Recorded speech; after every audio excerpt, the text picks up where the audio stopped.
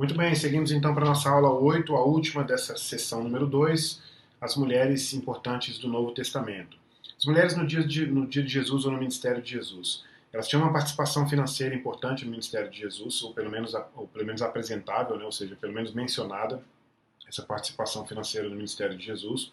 Havia também houve também uma diferenciação de tratamento em termos de validade do testemunho das mulheres que anunciaram a ressurreição de Jesus, foram as primeiras a anunciar, foram as primeiras a ir lá é, descobrir o túmulo vazio, né? E portanto o testemunho delas, que normalmente era considerado inválido, pelo menos no âmbito jurídico, né? Pelo menos no âmbito jurídico era considerado como um testemunho inválido, o testemunho de mulheres, mas o testemunho delas do anúncio de Jesus é um testemunho que não é questionado, que não é colocado em dúvida. Por mais que fosse um testemunho absolutamente absurdo, né? Jesus morreu, todo mundo viu Jesus morto, alguns estiveram, obviamente, no enterro dele, colocando o corpo dele no túmulo, houve o momento de embalsamar lá Jesus, de preparar o corpo para o enterro, e de repente elas vêm anunciar que Jesus ressuscitou. Então, se fossem homens fazendo esse anúncio, já deveria parecer absurdo. Imagina mulheres naquele contexto, mas o testemunho delas é dado validade, credibilidade a esse testemunho naquele momento, né? E também as mulheres são recipientes do Espírito Santo no Pentecostes, e obviamente que isso é indiscutivelmente correto para qualquer para qualquer outro período. A gente não poderia nunca, mesmo que alguém quisesse considerar o cristianismo como um tratamento incoerente ou enfim, inferior às mulheres, ainda assim não poderia supor que as mulheres só passaram a receber o Espírito Santo em qualquer outra época da história, né? Claro que não.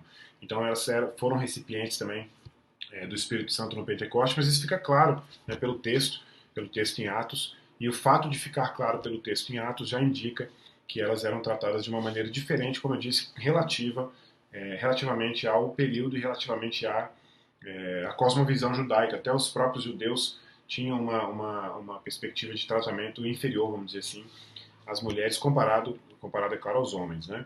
É, Enfim, até mesmo com uma perspectiva, com uma cosmovisão judaica, ainda assim, esses judeus, Jesus Cristo e os seus 12 discípulos e apóstolos trataram as mulheres. Acho que a gente pode colocar Judas ali, quando ele reclama do perfume, né, que foi, entre aspas, desperdiçado, né, na sua perspectiva. Mas eu acho que não tem a ver exatamente com o fato de ter sido uma mulher.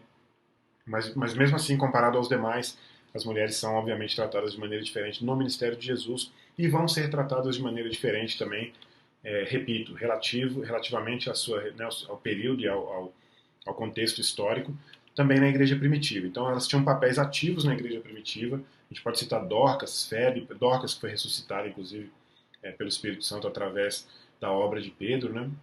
Quando Dorcas morre, há uma comoção ali, há um convite, Pedro está numa cidade próxima, há um convite, Pedro, né, vamos lá e tal, Dorcas morreu e tal. Então é uma maneira de demonstrar alguma espécie de tratamento diferente. Não quero exagerar aqui também, porque a gente não deveria estar comparando com a nossa perspectiva hoje, né? Seria um anacronismo isso, né? Mas comparado ao próprio período, é claro que é uma maneira superior de tratamento, né? Febe, por exemplo, Priscila, as filhas de Filipe, que eram profetisas, né? Há outras menções de profetisas também no livro de Atos. Evódia, Sintique, por exemplo, são outros nomes citados, e não apenas citados numa lista, como a lista que eu vou falar aqui agora, né? Mas citados com a menção, né, do seu ministério, né? Das suas capacidades e dos benefícios. Inclusive, Paulo sugere a proteção e o bom trato, vamos dizer assim, de mulheres também em suas cartas e assim por diante.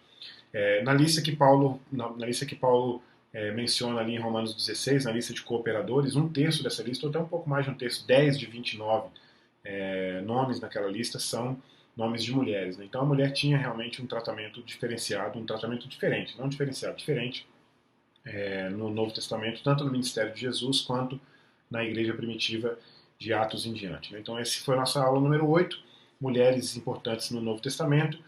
Na próxima aula a gente já começa a nossa sessão número 3, os pais apostólicos. Eu espero você na próxima aula. Até mais.